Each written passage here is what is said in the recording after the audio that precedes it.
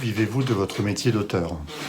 Personnellement, j'ai commencé ce métier de scénariste de bande dessinée il y a à peu près une quinzaine d'années et depuis le début, je vis de ce métier, et je m'estime heureux. Je sais qu'il y a beaucoup d'auteurs, effectivement 50 qui, tout en travaillant à plein temps, voilà, n'arrivent pas à dégager la valeur d'un SMIC mensuel. Donc je m'estime heureux, voilà, par rapport à ça. Mais ça veut dire que je travaille beaucoup, effectivement, pour dégager un revenu correct. Voilà, donc parfois le soir, parfois le week-end, même parfois en vacances. Donc il faut accepter, voilà, de le faire. Et puis aussi, je multiplie les activités. Je donne des cours de bande dessinée de façon hebdomadaire. Je fais des interventions scolaires. Je fais des boulots de commande pour la publicité, par exemple, ou je travaille aussi régulièrement pour la presse. Voilà, donc c'est beaucoup de travail. Voilà, mais toujours de la bande dessinée, toujours ça m'intéresse bien sûr, mais c'est pas mal de boulot. Voilà, et il faut savoir que chaque année, bien sûr, on recommence, rien n'est jamais acquis. C'était toujours un nouveau départ. Je suis dessinateur, storyboarder aussi, et je donc travaille au paiement à la planche ou au rendu de storyboard. Ce qui veut dire que je dois réaliser un nombre de pages, que ce soit des pages noir et blanc, des pages couleur ou des pages de storyboard. Je dois réaliser un certain nombre dans le mois pour pouvoir dégager un revenu mensuel presque fixe et qui me permet du coup de ne pas exercer d'autres professions que celle de dessinateur, de coloriste et de storyboarder. Et voilà, annexement, peut-être un dixième de mes revenus proviennent d'interventions en public, des conférences, des choses comme ça. Étant coloriste, je vais donc aborder cet aspect spécifique de la création d'une BD et de ce que ça implique au niveau de mes revenus. Par rapport aux autres auteurs, le principal souci des coloristes, c'est que nous sommes invisibles. Pas de nom en couverture, nous sommes donc interchangeables dans l'esprit des éditeurs, voire même parfois de certains auteurs. Qui peut citer le nom d'un ou d'une coloriste sur une série, un one-shot, dans le grand public? Je pense pas grand monde. Nous travaillons donc souvent en urgence avec des délais infernaux et de très longues heures rivées devant l'écran de notre ordinateur. Cette invisibilité et interchangeabilité fait qu'au niveau des revenus, nous sommes payés à la page ou au forfait, à des tarifs qui peuvent être extrêmement variables, à partir de 50 € la page jusqu'à 100, 120 €. Et donc il faut pouvoir enchaîner des pages pour en vivre décemment. Pas de droit d'auteur. Quand il y en a, en fait, ils sont pas propres à nous. Et en fait, ils sont prélevés, rétrocédés sur les droits des autres auteurs de la BD, c'est-à-dire scénaristes et dessinateurs. Et donc au final, cette invisibilité fait que nous avons peu d'invitations en festival BD et a fortiori peu d'ateliers BD, peu de rencontres, etc. en école, en médiathèque, voilà.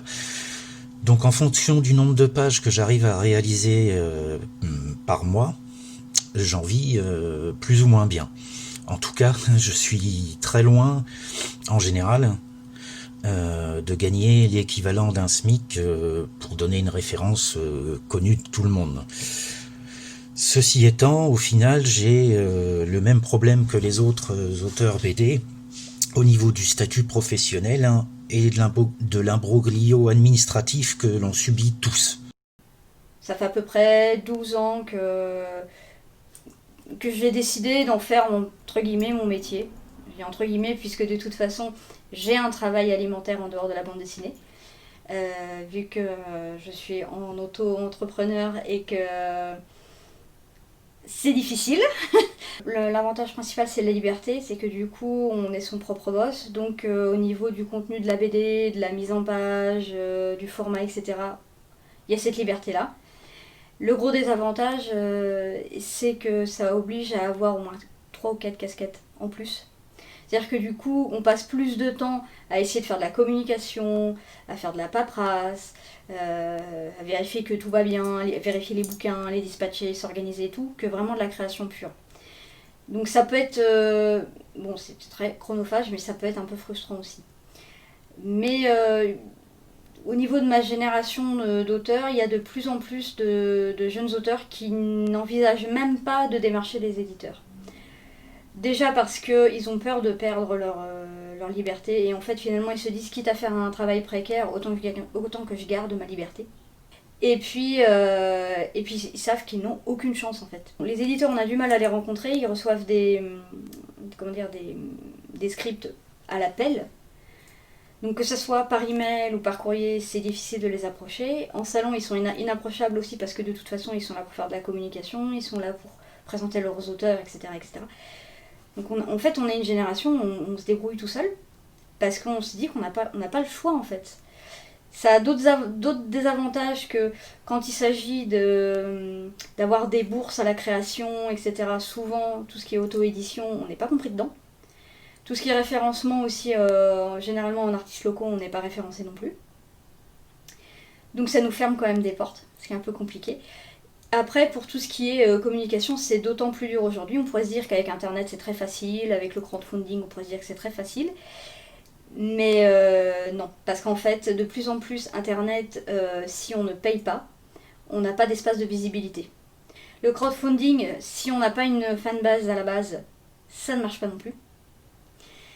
Et ça fait une casquette en plus parce que gérer une campagne de financement, c'est très très difficile. Donc ouais, les salons, pour l'instant, c'est ce qui nous reste. C'est primordial. Je peux pas du tout passer à côté. Et contrairement à certains auteurs pour qui c'est un peu... ils viennent là pour signer, moi je viens là pour vraiment travailler. Donc généralement, quand je suis en salon, de l'ouverture à la fermeture, je suis vissée à mon siège. Je prends de quoi manger et tout parce que je sais que si je pars à un quart d'heure boire un thé ou aller aux toilettes, c'est potentiellement des ventes en moins pour moi. Donc moi j'ai envie de dire, je fais partie de ces personnes-là qui ont quand même envie de garder un pied dans l'auto-édition parce qu'effectivement j'ai certaines œuvres qui seraient pas entre guillemets tout public, qui pourraient pas intéresser des éditeurs, mais j'ai quand même envie de travailler avec les éditeurs pour les côtés positifs de l'édition aussi, quoi. Je sais que ça sera plus facile pour moi, ça m'ouvrira d'autres portes, ça sera plus facile pour moi pour aller en dédicace, ça sera plus facile pour moi pour être ne serait-ce que dans des réseaux de distribution classiques, parce que c'est pareil, quand on est auto-édité, on a souvent, mis à part quelques librairies spécialisées, au final, je suis pas présente dans les librairies. Témoignage d'un ou d'une artiste-auteur anonyme. En moyenne, par album, je peux toucher 4 000 € bruts d'avaloir, c'est-à-dire une avance sur recette. Et on fait difficilement plus d'un livre par an, dans la mesure où l'éditeur prend un temps fou pour étudier et accepter le projet, signer le contrat, mettre en page, etc. J'ai donc des sources de revenus extérieures, comme des missions ponctuelles d'illustration, interventions dans des écoles. J'ai fait tout plein de petits boulots. Quand ça va très mal, il reste le RSA. C'est très difficile aujourd'hui de vivre uniquement de sa production. Au-delà de l'avaloir, obtenir ses droits d'auteur est un exploit, et ce pour une raison très simple. L'éditeur ne fabrique pas assez d'exemplaires pour permettre un nombre de ventes suffisant et donc dégager des droits d'auteur au-delà de ce que l'éditeur lui a déjà avancé avec l'avaloir. Dans le système actuel, il est plus rentable pour un éditeur de vendre plein de titres différents tirés en petite quantité plutôt que de vendre une grosse quantité d'un même titre. Ce système est forcément désavantageux pour les auteurs.